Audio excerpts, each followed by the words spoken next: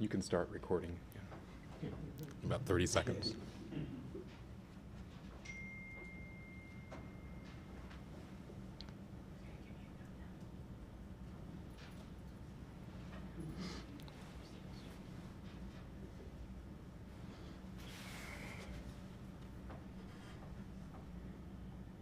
You ready? Okay. Okay, good afternoon, everyone. I'm Sylvester Johnson. I direct our Center for Humanities. I want to welcome you to another of our very exciting events that's part of Humanities Week at Virginia Tech. We have this afternoon a panel that is focused on humanities, particularly the significance of humanities as part of education for incarcerated students. And this panel will be moderated by Margaret Breslau from the Coalition for Justice. Margaret Breslau has been very active in engaging with people who are experiencing incarceration. She's done this for well over 20 years. Is that right, Margaret? Less, but yeah. Long time, and has been involved in lots of different dimensions of human rights work. I have really appreciated Ms. Breslau's experience and her generosity in helping us at Virginia Tech to launch a journal entitled Unlock that is publishing the writings of incarcerated authors throughout Virginia's prisons.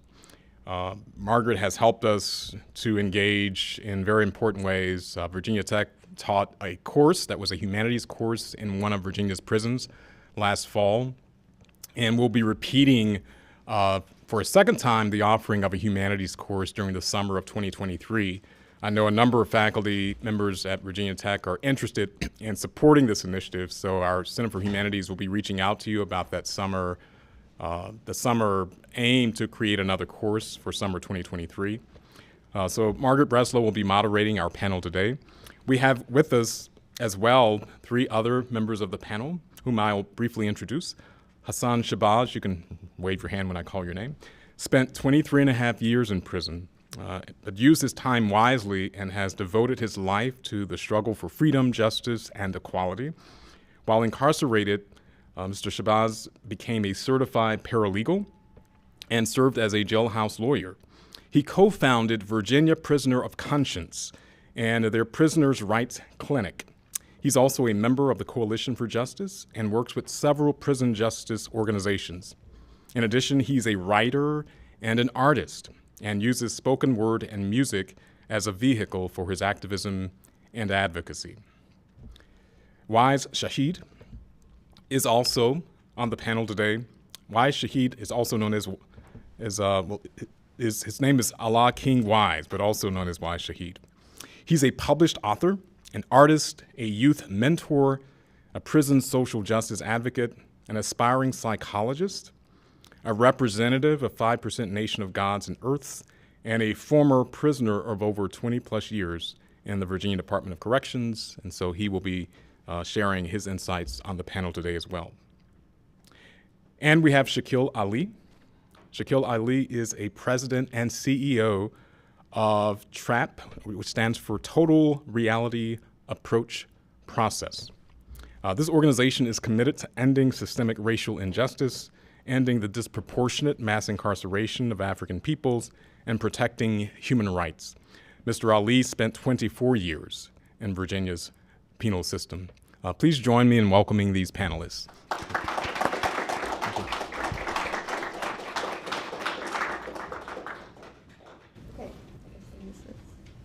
All right, can everybody hear me? Mm-hmm. Great.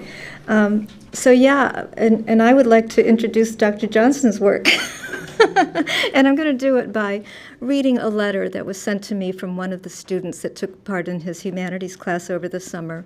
And Danny Thomas wrote to us saying, I decided to enroll in the humanities pilot class because I wanted to take advantage of the opportunity to advance my education, even if it was only for 4 weeks. As a self-described freedom writer, I can truly appreciate the desire to liberate the mind, and Dr. Johnson helped encourage us to unlock our potential through humanities. Incarceration comes with its own unique challenges, and for those of us who've reclaimed our lives and worked towards redemption, Dr. Johnson has certainly inspired us all. Oftentimes, incarcerated people live in a constant state of retribution, as we're seen as unworthy of compassion or being compassionate. However, our lives are forever bound to the crime we've committed, and facing our culpability has been the crucible that forges our character. This is what makes the humanity so important. Our redemption is rooted in the respect for life and the right to live that life. No matter what we read, there was always an opportunity to see ourselves in every character, and it was amazing to see Dr. Johnson navigate the journey with us. The experience was truly liberating for us all. The ideology of restorative justice is negotiating its way through the state of Virginia, and it will be the advocates of the humanities, like Dr. Johnson, that will usher in this new era of reconciliation and forgiveness by reminding us all that humanity has value. So thank you, Dr. Johnson.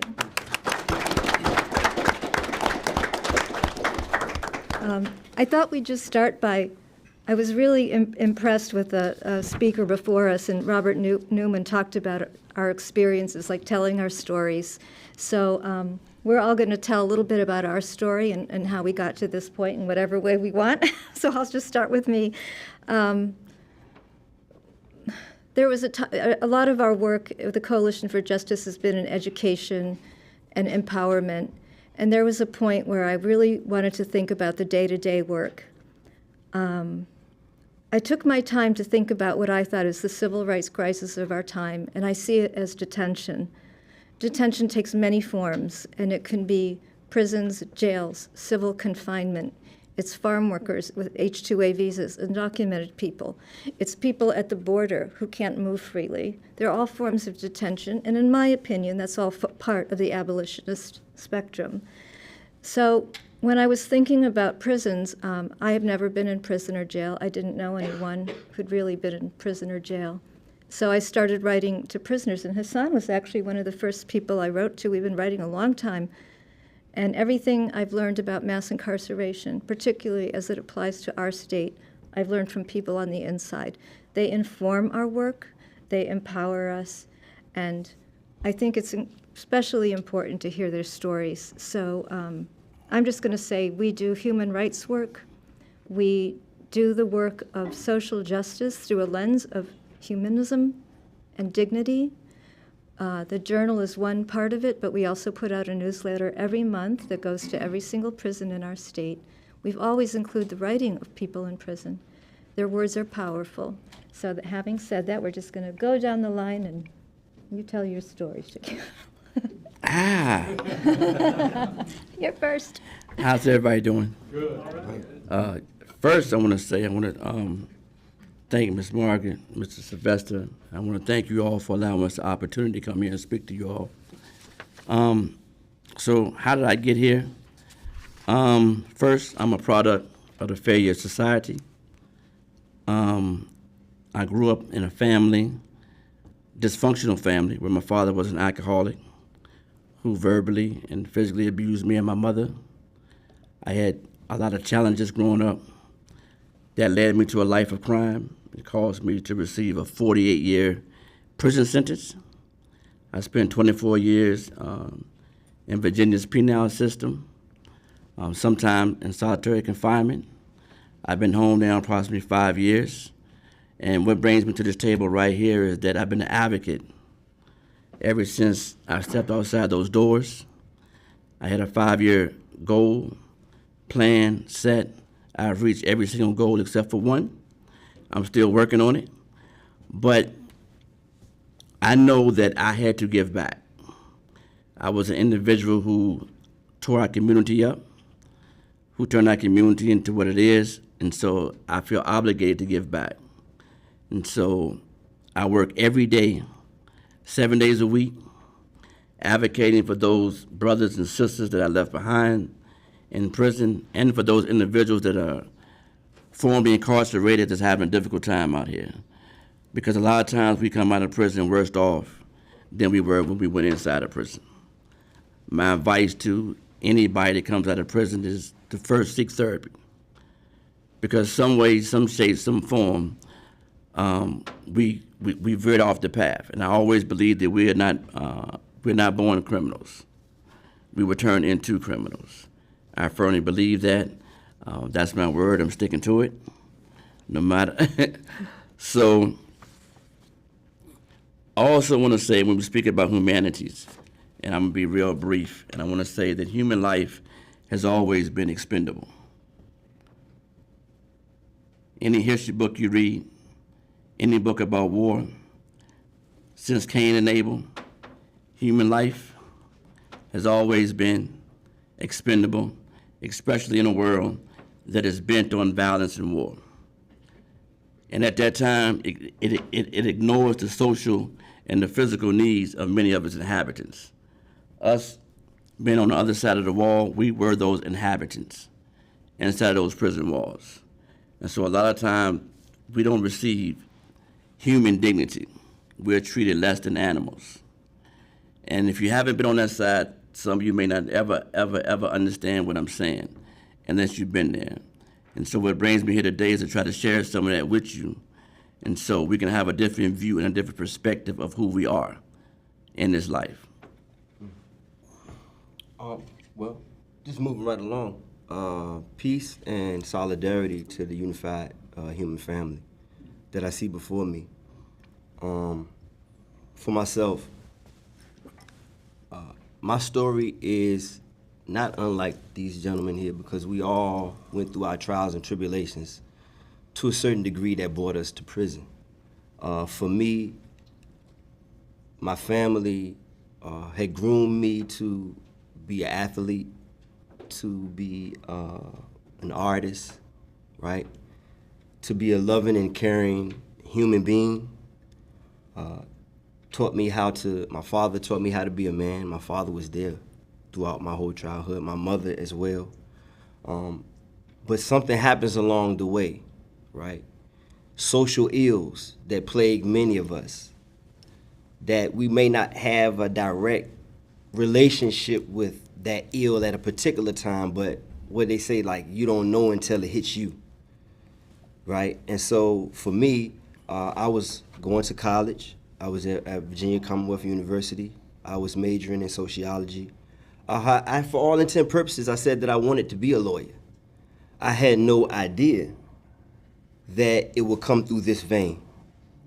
And so my mother would always say to me that a delay is not a denial.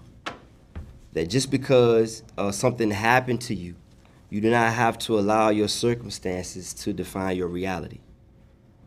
I found many times throughout the tenure of my incarceration that I was in really, really bad place of darkness.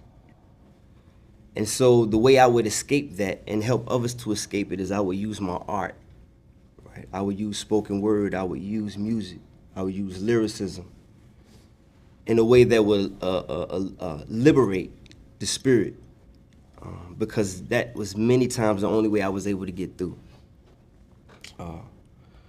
When I came into prison, I'm not going to take too much time so we can get an introduction to Wize, but when I came into prison, the first thing that I did was fill out a request form for the law library. I went to the law library, and from there began the journey of 23 years of activism on the inside. Being a jailhouse lawyer changed many different laws, cruel and unusual punishments that were taking place inside of prison, to correct those through the legal system. To help guys who may have had a constitutional violation get free. And so even though myself, I was not able to free myself through the skills that I had obtained, I was gaining freedom every time somebody that I helped walked out the door. And so what I wanted to do when I came home was just to take that, the embodiment of what I had become while I was on the inside, and use that on the outside to affect change. Working with all these brothers up here, actually, we all work together even now in the street. This was my cell partner. We were in a cell together. We had no idea that we would see ourselves here at Virginia Tech speaking, right? So this is really, kind of like surreal and a deja vu moment, so to speak. And that's just a little bit about me, but we got a little something planned for you, so we hope you enjoy it, right? We hope you enjoy it. Peace. Peace. Yeah, what led me here was basically America, the United States itself, the way, it's like I would call it the original sin. And I'm gonna say the original sin is, basically how the country was started, on the backs of my ancestors, basically. And so, with that being the case, my biological father, is a Vietnam veteran. He was a combat soldier. And at the time, I didn't know that he was dealing with deep PTSD, but I would see certain things, and he was abusive. He was an alcoholic. And so we lived in an environment, in a neighborhood where most of the neighborhood was dealing with a social ill of broken family, broken household. And so my peers, we all ended up in the street. Like, the streets was like a refuge almost, for lack of a better way to explain it. And in the course of me living in the street life, I became accustomed to what many would call a subculture, like the street lifestyle. It gave me identity. It gave me what I thought that I didn't receive in my household. But what it ultimately did was led me to prison, for a large part of my life. But prior to me going through those things, I did find a sense of light before I went to prison. Unlike a lot of people who go to prison, I had already started a conscious journey. So I became a part of the 5% Nation of Gods and Earths when I was 15 years old. But I didn't have a full understanding of what it was all about. And just embarking on a journey of the street, like I said, it led me into prison for a long period of time. But because I already had a certain level of light in my mind, I was able to navigate through that dark, deep-seated darkness. And I ran across this brother in my early stages of incarceration. And he was working in the law library. And I had already been studying the law myself. I actually represented myself, at some of my trials. Just from studying the law, I had to go read it myself. And of course, I didn't win. But it was just something that I seen that needed to be done based off how I got incarcerated, which was stemming from a racial profile stop. And it led to malicious wounding of the police officer. And, the great thing is I began to find myself more while I was incarcerated. And I made such of a dramatic change that the governor let me out. Governor Northam, I didn't get out through the court system. I had to get free through a pardon. But it was based off my extraordinary change that I received my freedom. And this is why I'm here, to help others that's there, because I know education is the way. Proper education always correct error. And so whatever I can contribute to that cause, then that's what my life is dedicated towards. Like my life, my death, my sacrifice is all for that. So I would say peace with that. Mm-hmm. Peace. Thank you. We thought we'd start out with some spoken word. Sure. You ready? Yeah, sure. Okay, so, I'm just going to keep speaking through this because we're going to make this thing natural, right? We want to kind of break the ice a little bit and have everybody feel, a little bit of what we're talking about. Earlier, the professor was really talking about cultural activism and scholarship, right? He spoke a little bit to that. And I took some of my notes, and I just really, what I wanted to say to that was, that Sandra Day O'Connor, a Supreme Court justice, famous Supreme Court justice, stated that no one knows more about a problem, right, but the people at the bottom. No one knows more about a problem but the people at the bottom. And so when we're talking about humanities, right, we're talking about the human being, the human condition, right, and how that is not really being looked at as something that we should aspire, right, to be great at. Right? Humanities is being lost, so the professor said earlier. And so how do you then be able to get in tune with that humanity unless you're reaching out to the people who are being deprived of it? Right? Being deprived of that humanity. And sometimes the deprivation of that humanity sends us into a downward spiral of mental health, even in society, right? Where mental health is like the order of the day. And so what I want to do right now is kind of an ode to all the brothers and sisters who are out there, no matter what your nation or nationality is, right? Your ethnicity or your religion, your culture. You're being affected in some way by the mental health of the society around you. Right? And so I want to speak a little bit to that. And I wrote this when a very close friend of mine tried to commit suicide in prison. Wize was actually there and helped to save the young man's life when he tried to jump off of the top tier with a sheet wrapped around his neck to kill himself. He was there, and Infinite, and a brother of ours who could not be here today by the name of Infinite was there, and a multitude of the community came to rush to this brother's assistance to keep him from choking to death, right? And it was a very traumatic experience, but nobody from the administration even came to ask the community, are you okay? Right? And so what we have to do sometimes is we have to devise ways where we can help. What can we do? And so sometimes we would have open mics and we would allow the guys to get up and speak and go before programs within the gymnasium and release that to the community so that everybody could kind of go through our own therapy session, right? And so I want to give you a little bit of that right now. And this is called Why Should I? You want pain? I got it. Here's the proof. Like I'm chewing on ice with a broken tooth, so take the chain out my mouth, because I can't eat diamonds. In Sierra Leone, they lose limbs for diamonds. Now the children can't eat with their hands because they lost them. So many froze by the snow, who gonna defrost them? Because in the nose it goes and cools the brain. And when my mom was stuck on crack, now who's to blame? While my soul was stuck in the pen, my pop used dope. And little sister still selling her ass for smoke. My homie got shot and can't remember his name. The only thing he can recall is glimpses of the game. And this girl sleeping with the same bastard who shot him. And all I can think is what I do if I spot them. My life feeling like I got nothing to live for. And everybody taking what should I give for? See, why should I?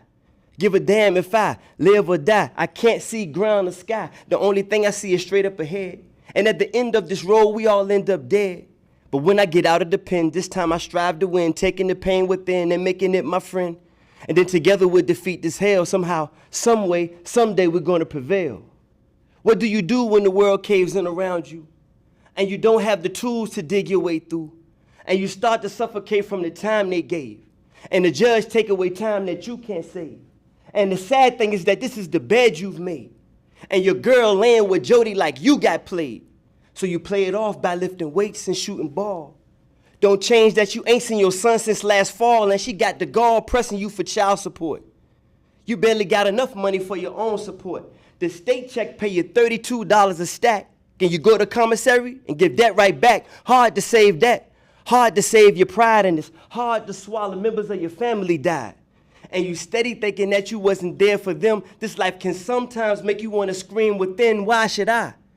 Give a damn if I live or die when I can't see ground or sky. The only thing I see is straight up ahead. And at the end of this road, we all end up dead. But when I get out of the pen, this time I strive to win, taking the pain within and making it my friend. And then together we'll defeat this hell. Somehow, some way, someday we're going to prevail. I tried to talk to my lawyer, but he wouldn't listen. He just wanted to run my bill up and lock me in prison. To him, this is just a game. He sacrificed me like a pawn to get a position of fame. Now my position is lame, I'm stuck in a box.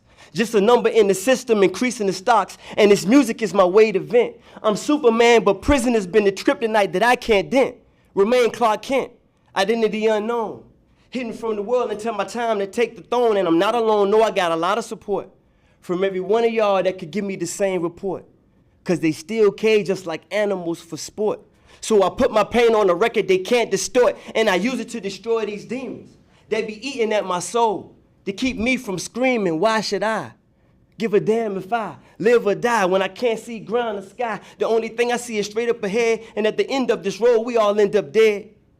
But when I get out of the pen, this time I strive to win, taking the pain within and making it my friend. And then together we'll defeat this hell. Somehow, some way, someday, we're gonna prevail.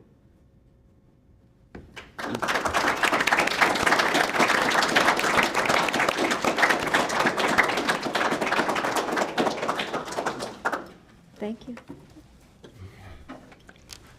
How do I follow that? Okay, I guess with a question. That was amazing. Yeah, yeah. All right. So,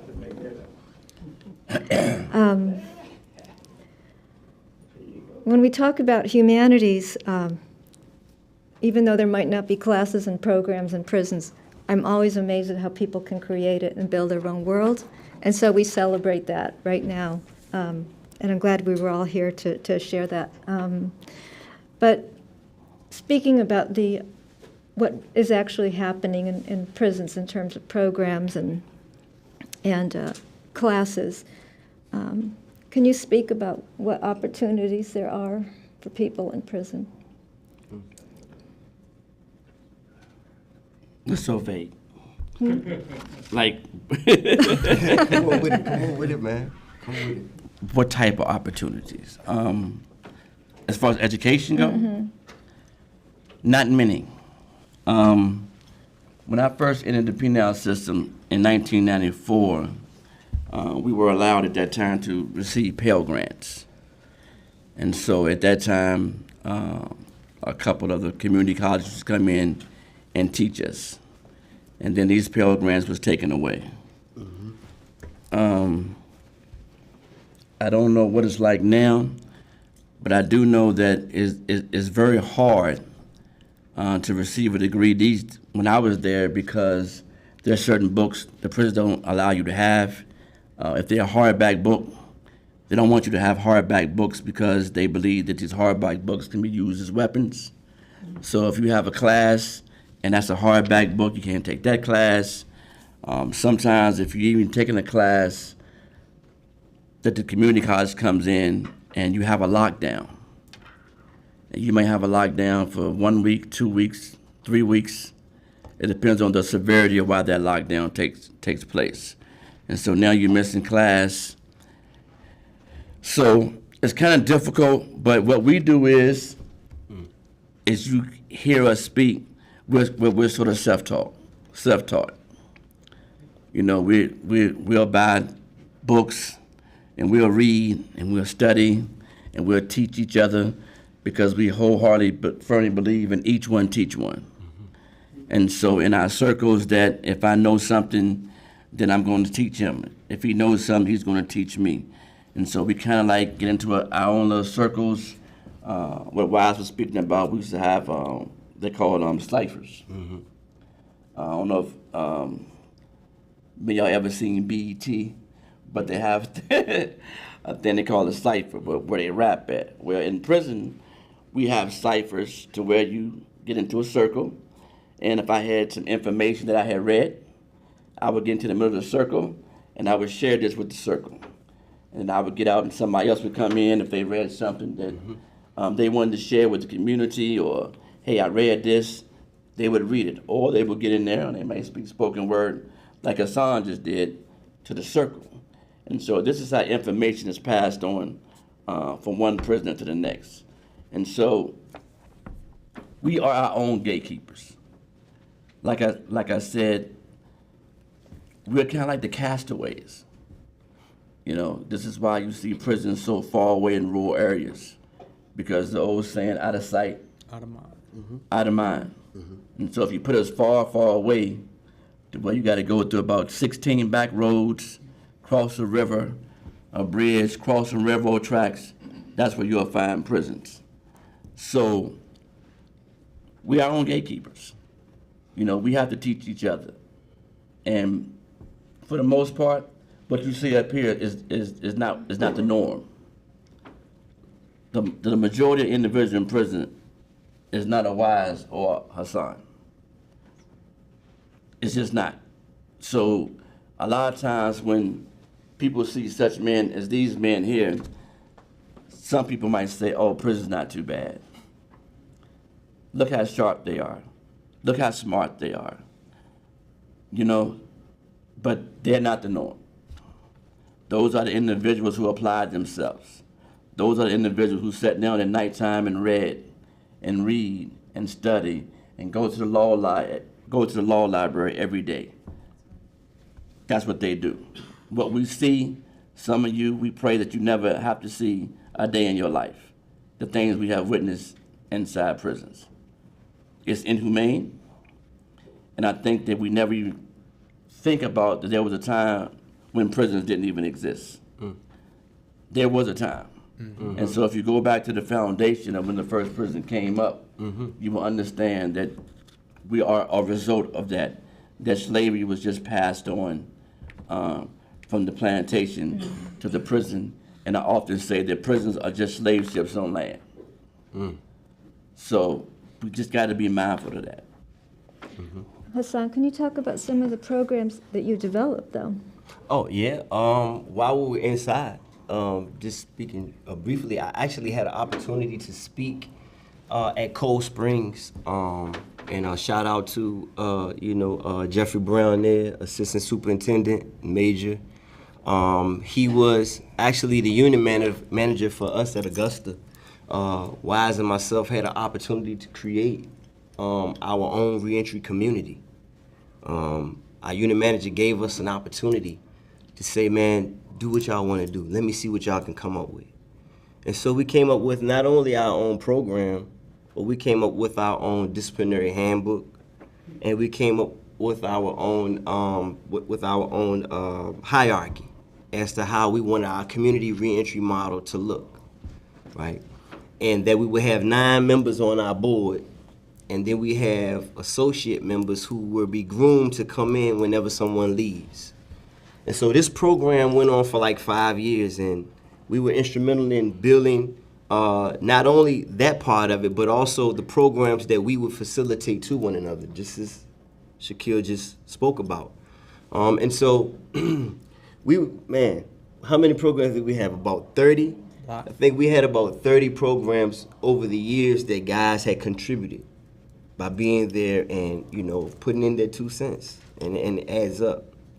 I came in as primarily a facilitator of Clase de Español, so I'm bilingual, right?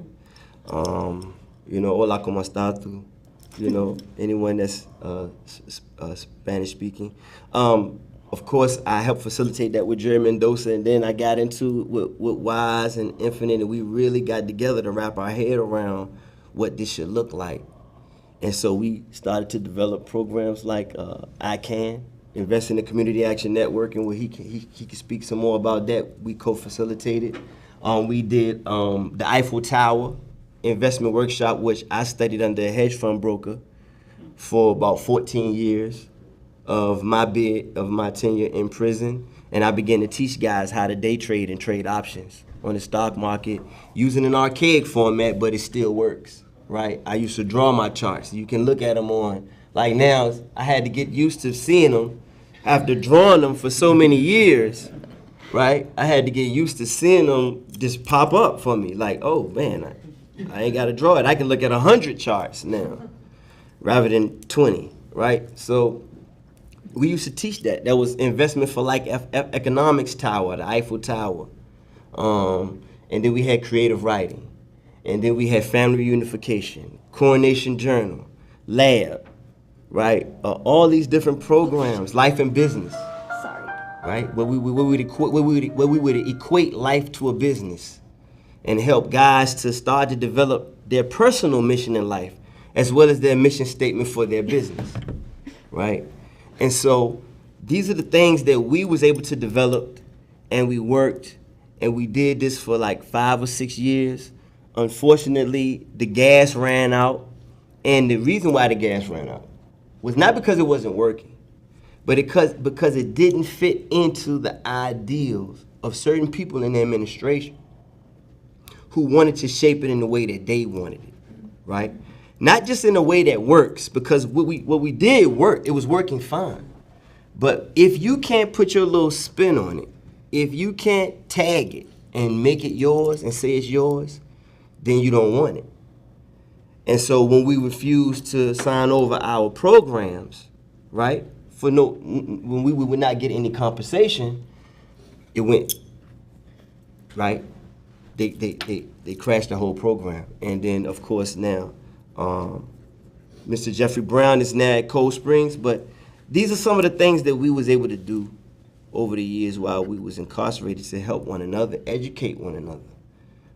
And we proceed to do that with whatever it is that we learn, that we acquire. We give freely to all of those that are around us so that we can all deal in a level of equality, right? Wize, can you continue with that? Oh, sure. The programs that they usually offer in the prison, I would say, are like Band-Aids. They're not really addressing the real issues. And I don't think they really want to address the real issues because of the fact that it's a money-making machine. And you need people in there in order to make the money. And it's people who have based their whole careers off that. And so it's job security. And so you might have a program like Thinking for a Change. And then they was like, well, it's mandatory for you to take it. But the political side of that is you're receiving grant money for this program that is really something that they have put together without any input from us. You know, you're sitting behind a desk trying to say what should be the remedy for the issues. And in some way, that type of input is necessary, but it's not where it should start. But anyway, so the guys in the prison don't want to even participate in these type of things because you can tell when something is real, when you have lived a certain lifestyle and you're kind of good at reading people. You're kind of good at like seeing if somebody is genuine or not because you've been betrayed a lot of times. So you figure out like, okay, I can sense this is not really genuine. And so you just doing what you're doing as a counselor to get your check. So you're really not invested in the real remedy that you say that it's about. So we deal with knowledge of self, like know thyself. You got to know yourself. Knowledge of self, right? That's the best knowledge you can ever get, is to know yourself. And because we really embarked on that journey to know ourselves, and there's only a small few of us that were like that, like Brother Shakil was saying. It's not a whole lot. Like, it's a small percentage. We say 5%. But we would advocate this to the whole, though. Like, we invested ourselves to help others. Like, if you came and you needed assistance with something, this brother right here, he would try to assist everybody. Anybody coming into the law library, they had an issue, and we had to tell them, like, yo, you know, you can't really address everybody because you're burning yourself out type of thing, you know, because there's not that many people there to provide the necessary help and assistance. So, yeah, we developed programs ourselves that were very, very effective. And they were so effective, like I said, it helped me get out of prison because technically I still have 14 years left if left up to what was on the sentence document, right? But Jeffrey Brown was so vital in that. And so this was my first time seeing someone who was a Caucasian genuinely be concerned. I'm not saying that you don't have Caucasian people that's concerned about the black plight, but I had never seen it. I had never had a personal experience with that throughout my whole entire life until I met Jeffrey Brown, who was in a location that I had never heard of, like, you know, Augusta. I had never ever heard of that place. And like how Shakil was saying, they put these prisons in these areas where it's really not nothing going on as far as the economy. Like here, you got a college, a university, right, that can drive the economy. Well, that's what you need in those areas too then. I think you need colleges, because education is how you correct any type of error.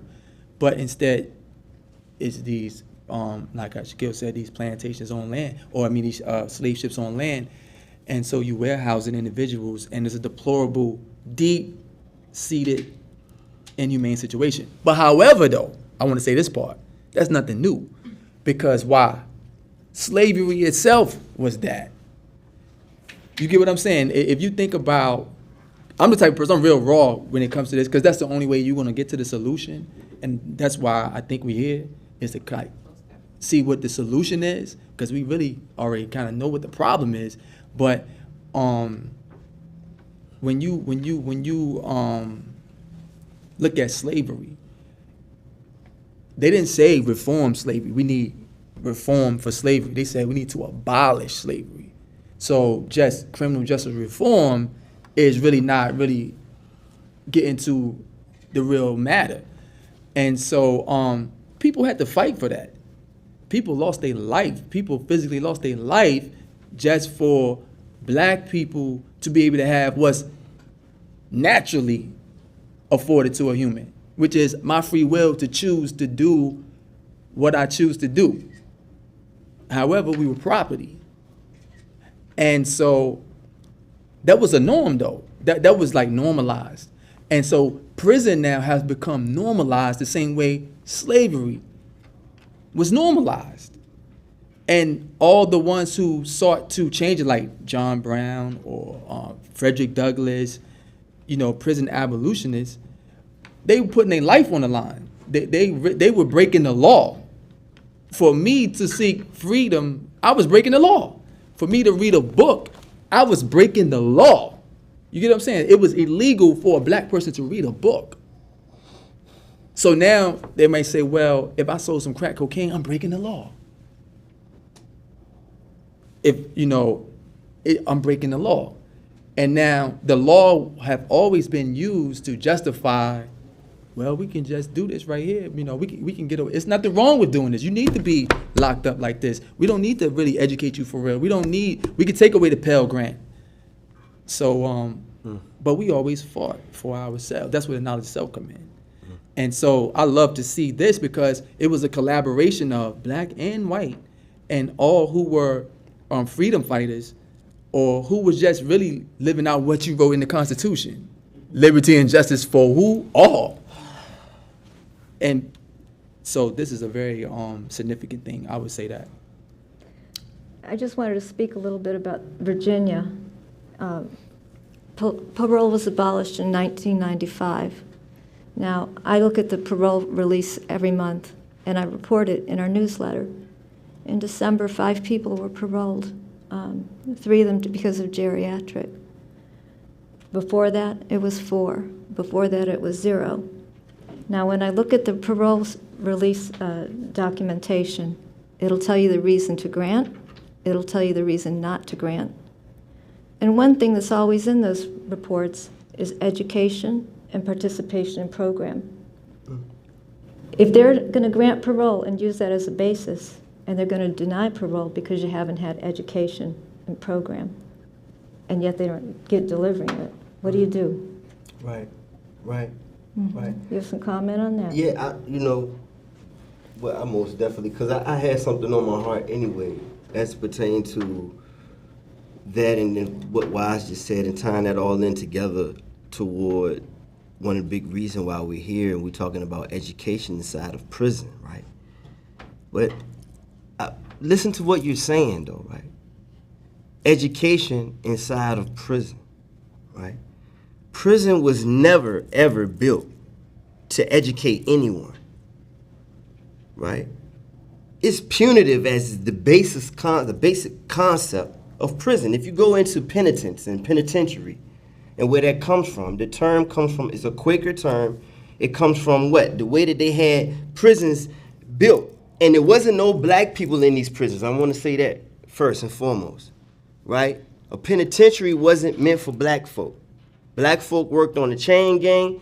They worked on the slave gang. That's what they worked in. It wasn't put in the prisons. When Now, if you was a deserter, you might get put on a chain gang too, right? White deserters got put on chain gangs too, right? Slave camps and so forth like that. But when we talk about penitentiary, what would happen when they would go into the penitentiary is that they would go into the penitentiary, and an inhabitant of the penitentiary would go into his room, and in that room would be a Bible on the table. That's it. No other books to read, no nothing else. Just a Bible on that table, right? And it was for you to get in touch with your God, because what it's saying is that if you're in touch with God, you won't violate the law, right? And so we need you to perform what they call what? Penitence, right? What is that? Showing remorse, right? Saying I messed up. Oh God, please forgive me. I messed up, right? But that's it. There ain't no education. Wasn't no education beyond that. It was never built to educate you. So now we're talking about educating people in prison. Now, for the last 20-some years in Virginia, you've been talking about punishing people in Virginia. You didn't even talk about no education. Punitive corrections. Lock them up more. Truth and Sentencing, which was authored by Joe Biden, right? Signed into legislation by Bill Clinton, right? Bipartisan effort passed this law in 1994. Went into operation in January 1st of 1995. Abolishing parole, right? Abolishing parole, mandatory minimums, and prisoners will have to do 85% of their sentence. This is what Truth and Sentencing did. Now, I am on the receiving end of a sentence that started back then. And I did 23 years from that, being harsh on crime, mandatory minimums.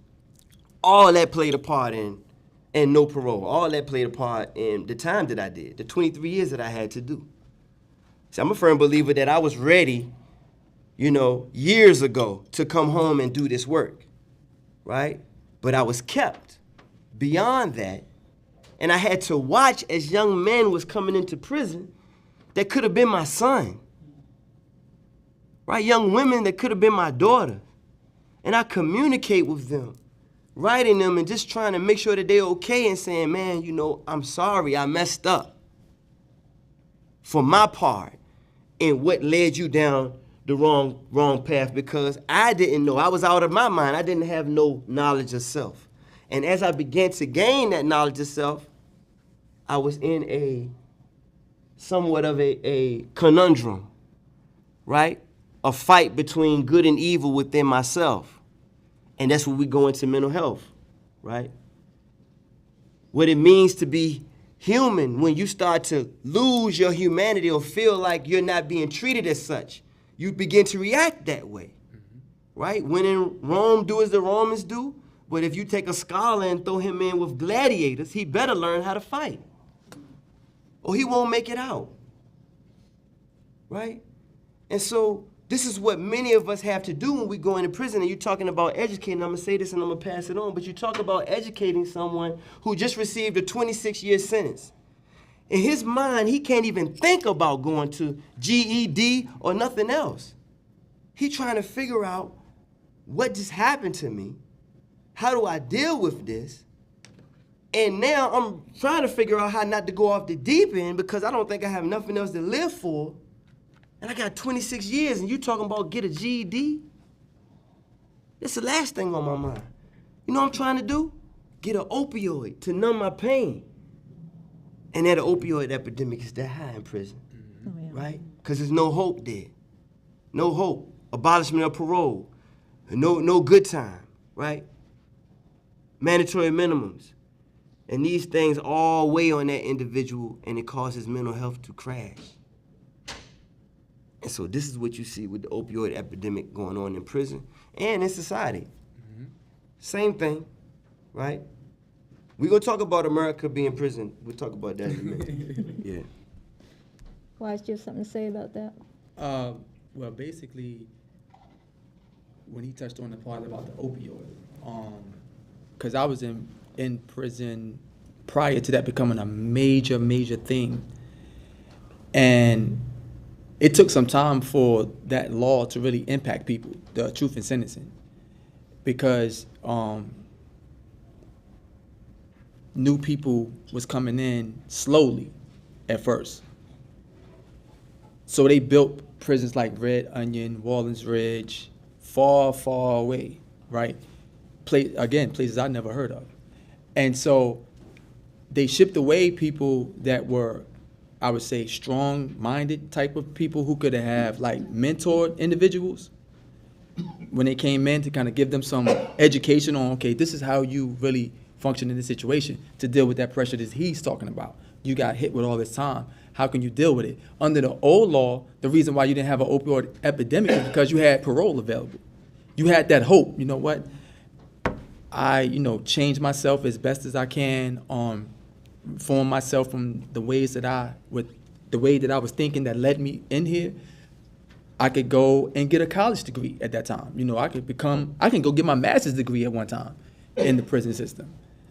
And then you took all of that away. So there is nothing else. It's the same thing where you see the opioid epidemic in societies, in places where it's like hopeless. It's like hopeless areas where people feel like, well, what can I do? Or I'm dealing with so much pain, psychological pain, or they might start off with physical pain.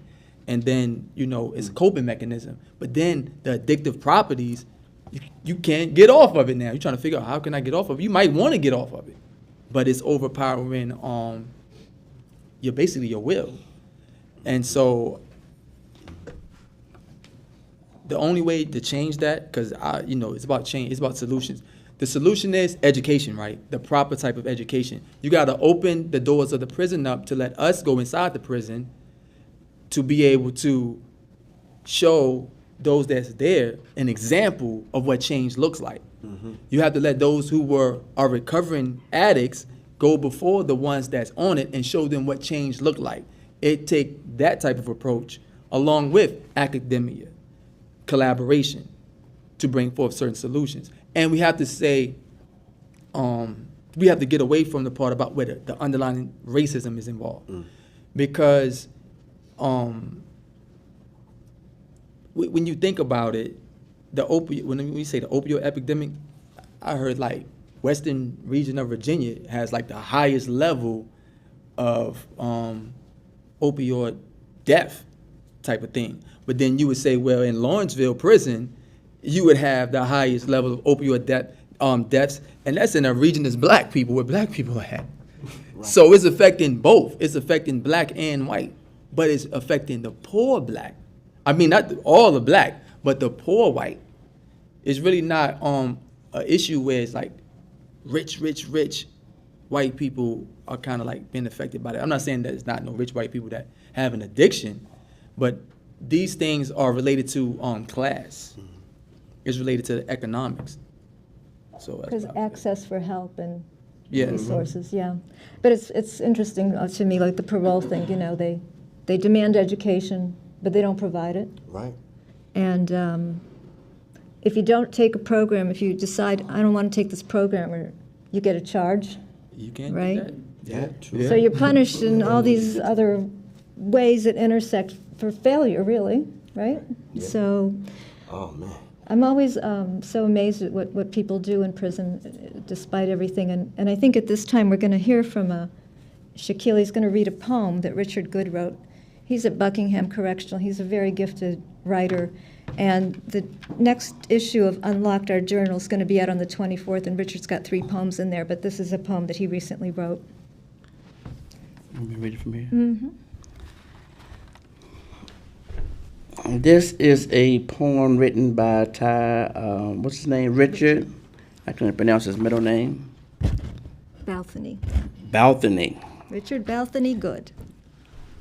I am Tyree Nichols, existing in a day that never became tomorrow, float in a liminal space here and there, magnifying minutes into hours, interminable, becoming less tolerable with each punch and tear. We watch all of life melting as another black man was sacrificed by the direction of ignorance. Yet another black father fitted with 463 years solution that occurred during his youth, deemed an unworthy black vortex, judged by a system extolling the virtues of an unjust truth. "Show me your hands," screamed the butchers, and yet he feels like a fly trapped in a web of continuous curves. In the year 2023, we still remain that little slave child anticipating the master's whip, seemingly accepting the tediously dull options no one deserves. I am Tyree Nichols. Therefore, I will not be submerged and navigated by a past wrong. Like Tyree, I choose to immerse my heart under the beauty of a sunset, safeguarding even under trial, a love that brightens the world with a sweet song. Thank you, Shakil. I think when you read the poem, see the art, hear the spoken word, resilience comes to mind. And people are so creative in how they manage to make that happen. Can you describe some of the ways that people make humanity happen in prison? Shakil. Oh.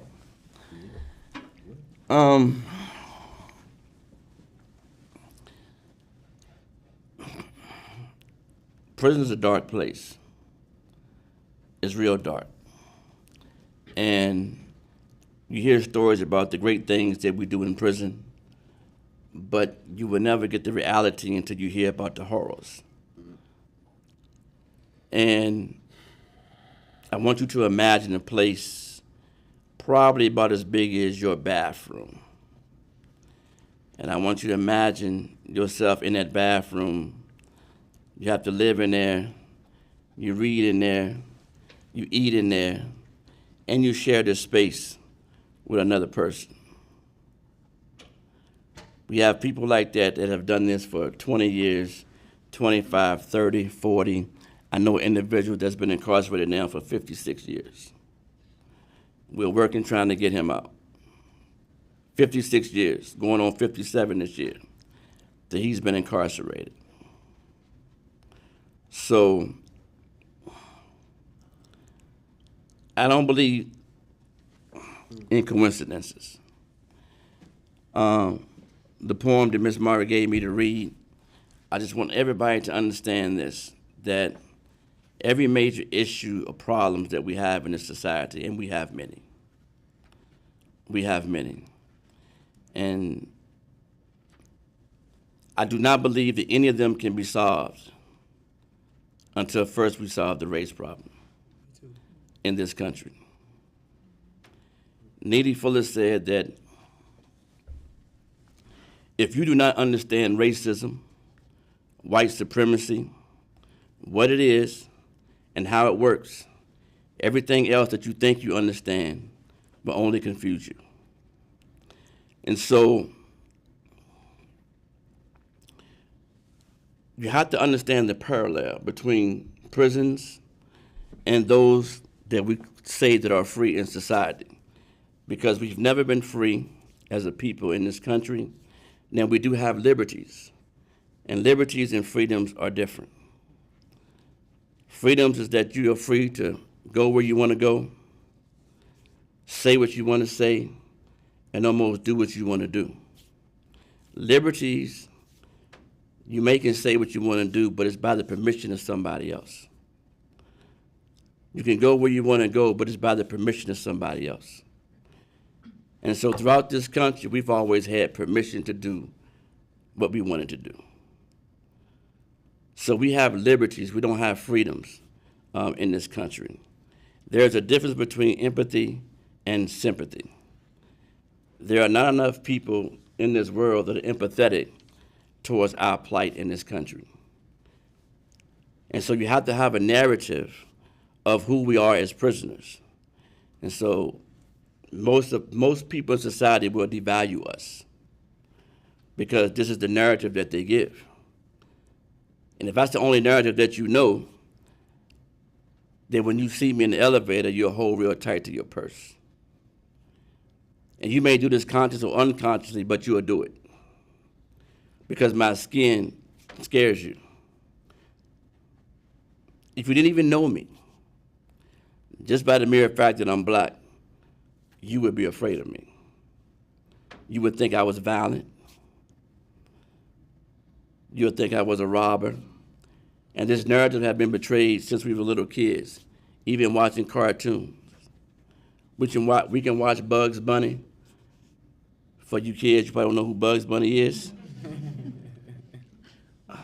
Tom and Jerry, and you won't believe the racism that are inside these cartoons. So we have been conditioned every day of our lives since we came out of our mother's wombs. We have been conditioned, white people and black people. And really it's not about black and white, but they want us to think that. And so if we continue to think it, we would never come together to work to solve these issues.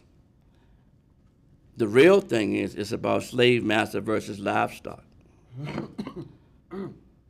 Because we were considered livestock, and we still consider livestock, to where you could sell us on an auction block. And you could take my son away from me whenever you wanted to. Or you could come into my house and rape my wife, and there was nothing I could do about it. So how do you think I felt if you came into my cabin and told me to get out and you would rape my wife and I had to go back in there? What conversation do you think me and my wife had? She looked at me, I couldn't protect her. I looked at her like, man, why'd you do it? And still to this day, you see us banging heads with each other. That's the post-traumatic slave syndrome. And so those issues that you see that these brothers just spoke about in prison, we're trapped. They're parallel. So we know that in this country, there's no black people in this country that owns airplanes, airstrips, but we know drugs is coming into this country rampantly. Who do you think bring the drugs in prison? Say it again. Okay. Same thing. You see the parallel? It's the same thing. It's the same thing. And so we know every day we might hear about a death in one of the prisons in this country that they have overdosed on drugs that guards has brought into the prison. And who you think get punished for that? Come on. Guys on the inside. The guys on the inside get punished for that.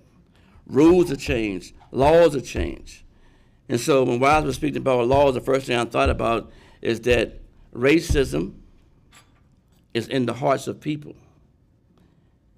And there is no law, there is no ordinance, there is nothing that you can do to change that. What we have to begin to do is change the hearts of the people. You can write as many laws as you want to write, but it does not change the condition of people's hearts. And if we can't change that, then we are always fighting against each other. So we got to have compassion towards one another. And that's what you don't see. You don't see enough people that have compassion towards those people who have been mistreated, but those people who have been treated inhumane. I received 48 years in prison for a crime that wasn't even over $200. It cost us $30,000 to keep me in prison. You times that by 24 years I spent in prison. One of you mathematicians add that up for me. Right? $30,000 for 24 years that they would pay for a crime that I committed that wasn't even over $200. So it's not all the time it's not like, for me, it's not about the money. It's about the condition of how we think. And so I've always said, if you change the way you think, you will change the way you act. And so what led me to be where I'm at today is that I began to change the way I think. And those individuals that I work with, I try to teach them to think a different way, that you don't have to keep the same brain that you were born with. Those that are closest to the problem are also closest to the solution. And so in too many people that are far away from the problem and trying to solve our issue, politicians, they are too far away from the problem to help us, to assist us. We have to do it ourselves. That's why when you see individuals like Miss Margaret, people like Mr. Sylvester that are involved, you have to get close up. You got to see it. You got to get close up, and when you see it, you'll begin to feel it. You'll know what it's like. You'll know what it's like to be in that cage for 23 hours a day, and they may let you out for an hour a day for you to exercise and stretch your legs a little bit, and they put you in dog cages. It's so hot. It's so hot. It's so hot that sometimes inmates put their feet in the toilet to cool off. If you put a dog inside that cage, the SPCA would file 100 lawsuits. You'd be in jail. You would be in jail, which lets us know they treat us even less than animals. So I'm not here to tell you about all the good stories. I'm here to tell you about the bad stories, about the ones who can't take it, who hang themselves, where the prison gives you a life of poison, who feeds you cigarettes to destroy your health, to feed you all processed foods, the way you got a whole hospital filled with people dying of colon cancer. I know this, I worked in the hospital. It was sickening that I had to quit. I used to see how the nurses even treat those individuals that are dying. So you gotta have compassion. We gotta have compassion for each other. And we gotta stop believing that we are different. Our skin color may be different, but we are all from the human race. And we are being tricked. And white supremacy tricks everybody. Not just us, but it tricks you too. It tricks you too. Malcolm said education is a passport to the future. For the ones that prepare for today, right? We'll have success tomorrow, future, down the road. Nobody wants to educate a convict. And so I'm gonna lead with this. When she was talking about you get punished for education programs, if I got a life sentence, right? I really can't take any programs because the programs are for the individuals that are getting ready to go home. That's right. So if I say I want to take this course, they'll say, well, you got to get to the back of the list because you have a life sentence. So if I have 60 years in prison, the guy that got 25 years would get in the class before me. So I might spend 20 years in prison and I never get into a class. Then when I go in for parole, they say, well, Shakil, you've never taken any classes. How can I? You don't allow me to. So I'm going to deny you parole because you have a rule that says I can't even take the program. Because all the people in front of me get to take it. So we're trapped. Malcolm said that we double trapped and we are triple trapped. Right?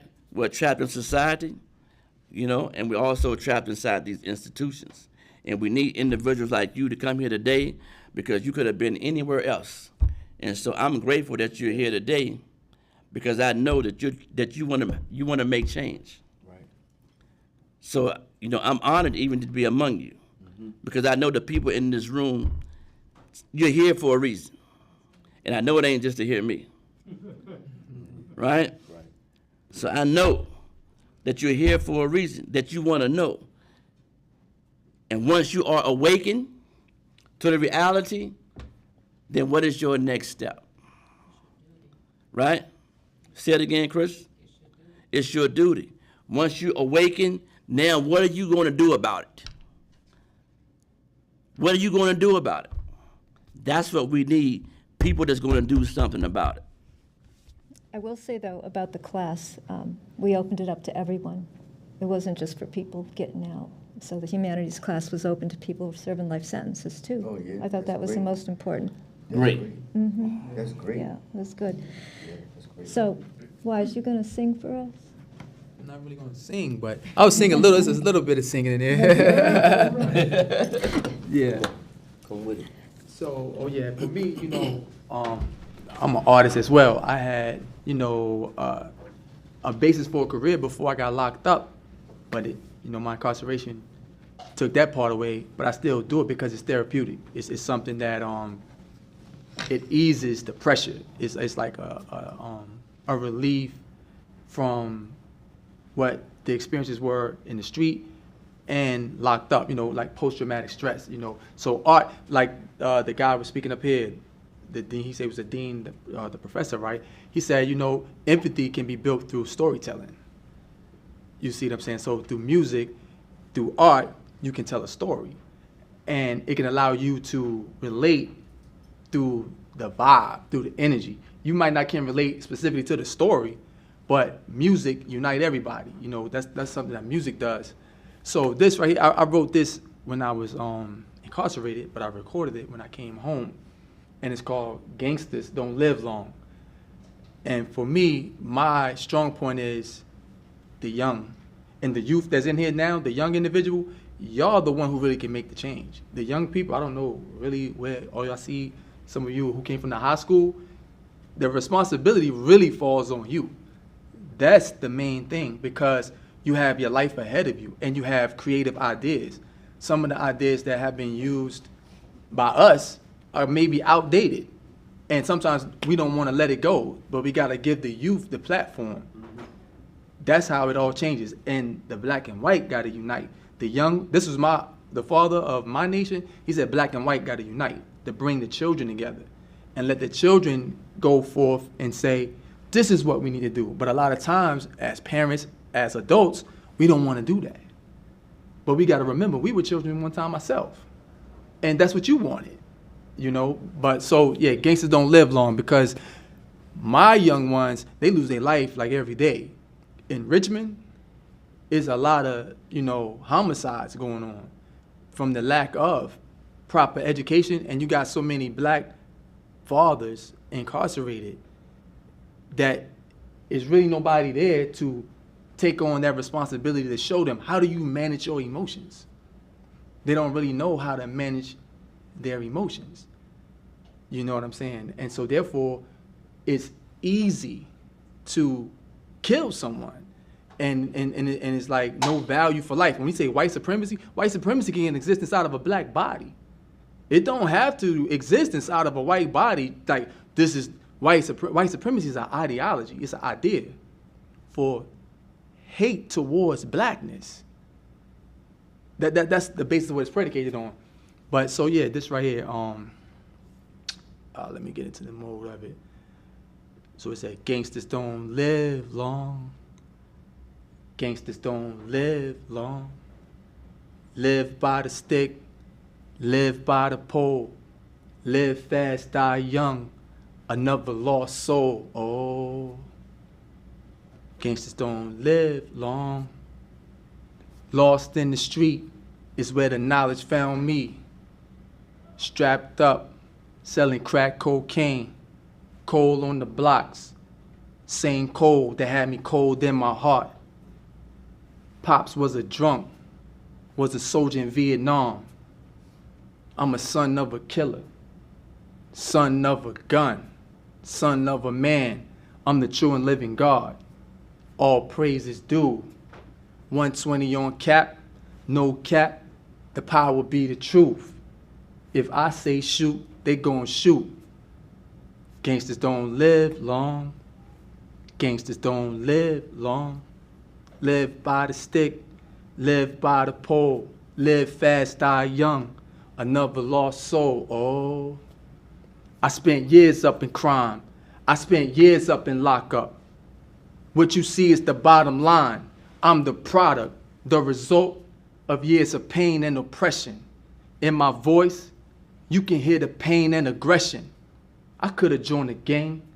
I earned my name amongst felons. We sold drugs, we robbed, we did everything to get it.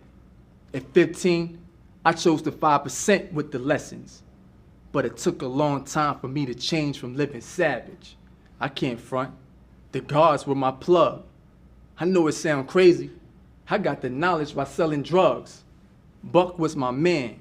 He used to cop from Wize in Queens, up in Astoria, with the 4.5 9s and beams. We was hustlers, involved in much crime as teens. high school dropouts. We copped our own rides with change. We earned from the block, selling 20s and dimes to fiends. Then I got knocked. I went to prison at 17. I went to prison at 17. No prom or graduating from school. I was on the block, strapped up with the tool. Then I got knocked, and they took me away. I've been in and out of lock. I'm a real G all day. Peace. So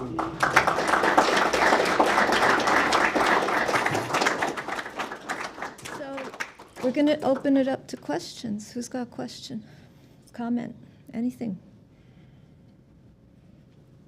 Oh, come on. I'm curious how the transition between. Let me ask you to use the microphone for our remote audience. Here you go. I'm asking how the transition between, getting out of prison and entering into, the outside world was, and like what challenges may have arisen.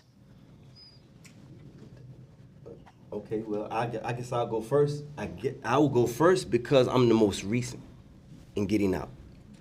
I've only been out for 6 months. This is the 7th.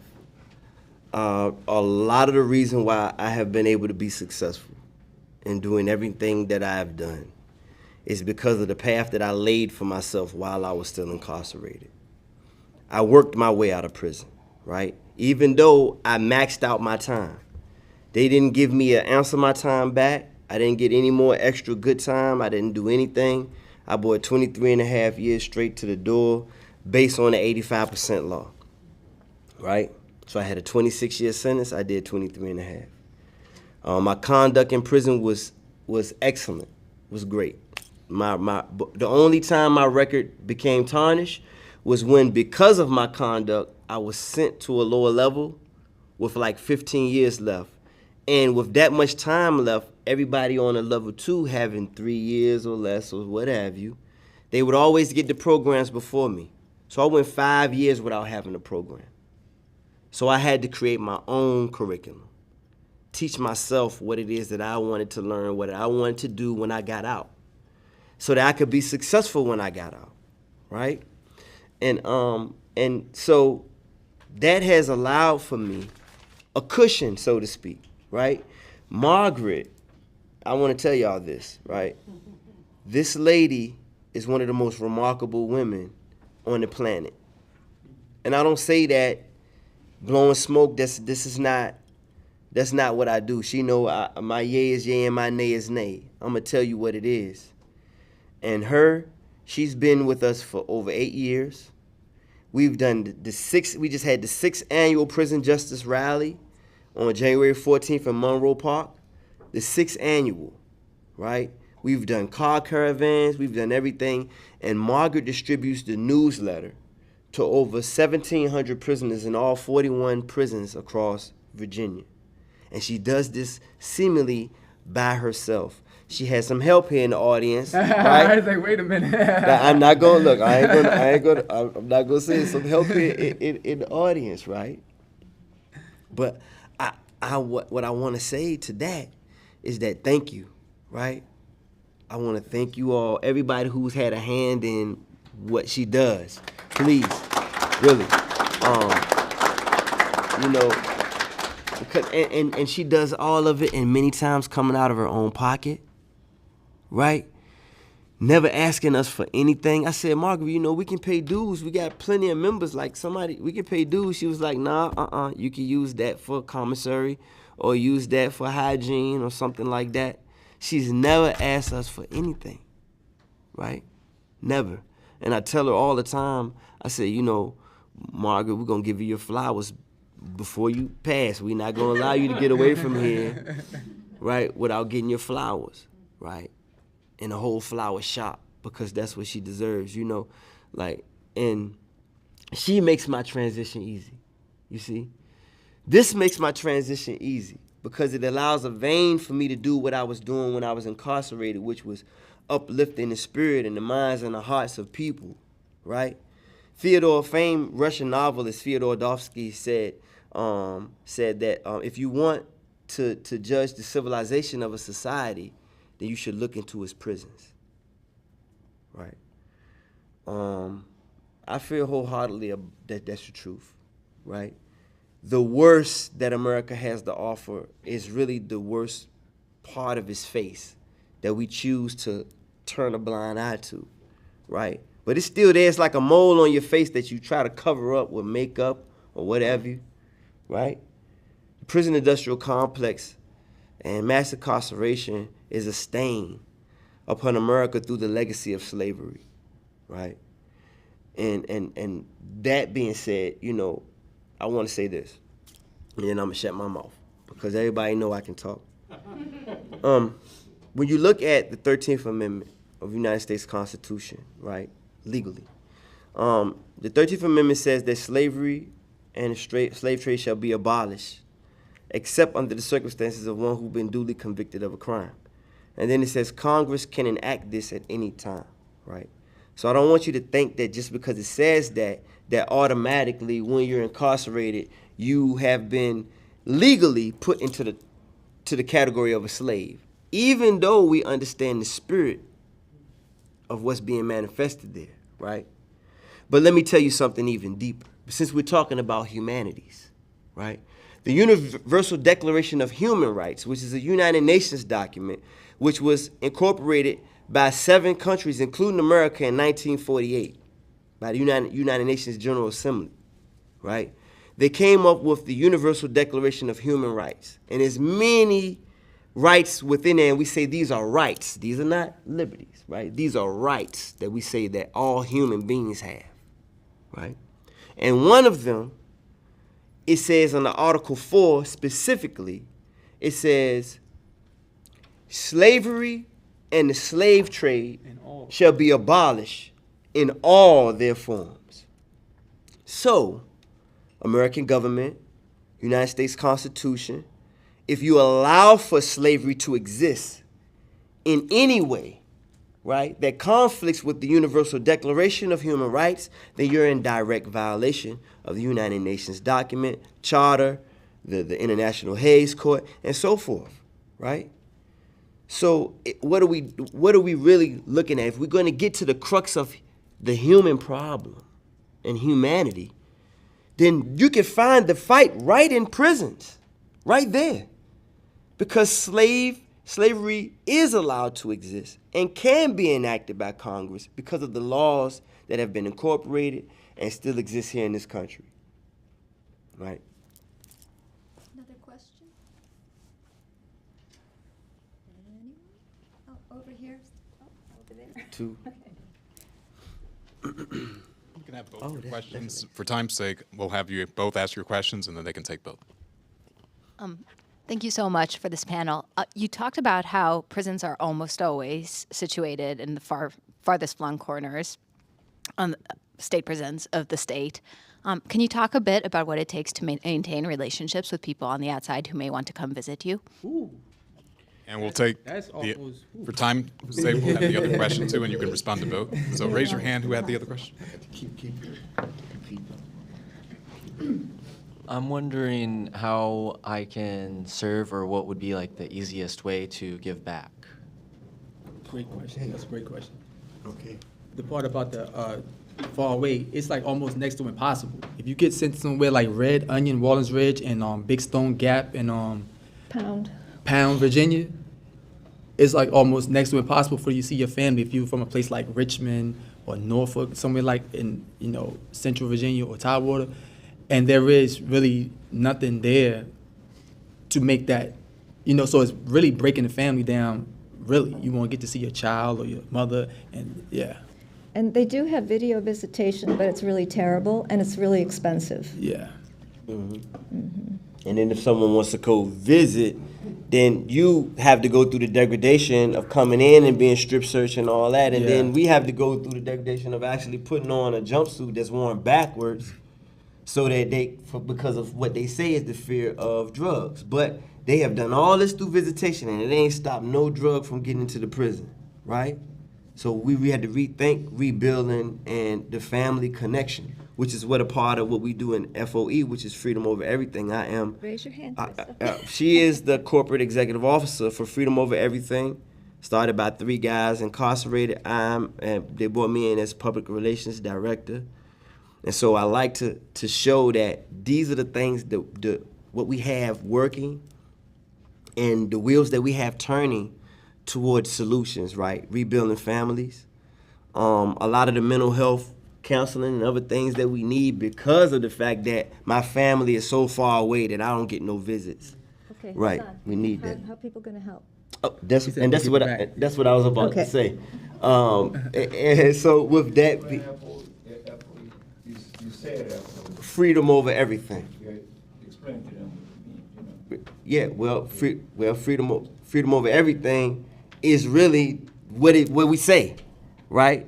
Out of everything that plagues us, whatever's going on, freedom should be placed at the highest level and degree.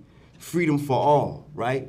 And freedom for in whatever way or from whatever vice that you may be, trapped in and caught up with. Freedom over everything, right? Freedom over addiction, right? Freedom over abuse. Freedom over incarceration. Freedom over the lack of humanity that we're talking about. And how you can give back is you have to actually be willing to volunteer, contribute. If you can't volunteer, if you can't volunteer, yes, you can donate, right? You can send contributions to yes. I just want to say, that means bringing back parole.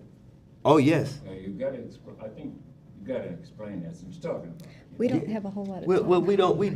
But that Yeah. that is a great why? thing. And But people can help with that. Like logging on to the Freedom Over Everything website, following us on Facebook, on Instagram, and so forth. Pressuring your legislators. That's the main thing. Lobbying, being able to be there and voting in a way that it affects the prison industrial complex and what we're doing. That's all just you. What is your name? Kai. Kai. So one thing that you can really do to give back is really get your education and emphasize studying Black history. Strive to learn, Black history. And the main thing I would say is education and voting. Getting to become politically active. How old are you? 17. Okay, yeah. So you'll be ready to vote coming. There are a lot of great organizations around the state that do the good work, and if you contact any of us, we should probably give you your contact numbers. Yeah, you please. can contact me because I'll. Coalition for Justice Yeah, can we always can use point you volunteers. to so many groups around the state, and also writing letters to people in prison is a lifeline. It's really a small thing to do, important. And in order to get, Yeah. He's already doing it. that's Oh, wow, great. No, that's Good. great. That's great. And then Margaret always is Yeah, we're always busy. Please contact Margaret, because she always talks about, the work, and she never complains, right? She never complains. She just does it. And I gotta say, Margaret, do you need some help?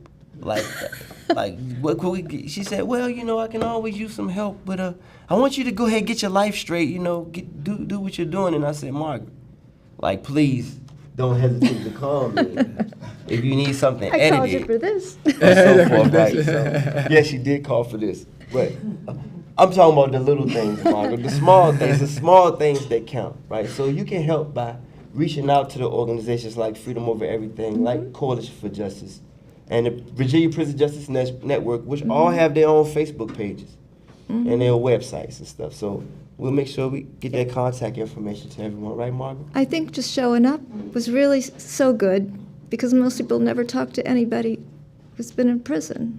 They know about it in theory, they read about it in a book, but to hear the lived experience really is important. So thank you, everyone.